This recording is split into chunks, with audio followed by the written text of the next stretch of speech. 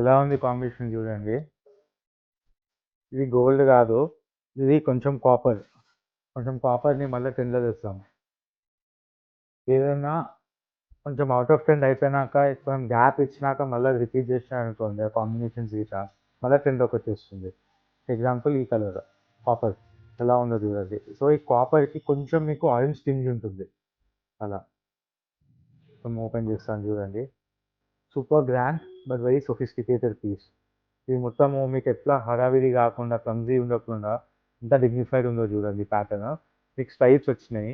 ఆ స్ట్రైప్స్లో కూడా మీకు ఇట్లా వచ్చింది చూడండి, కొంచెం రగిడ్ లుక్. ఈ స్ట్రైప్స్లో మీకు బూటాస్ వచ్చేసి రుద్రాక్ష బుటాస్ ఇంకా పికాక్ బుటాస్.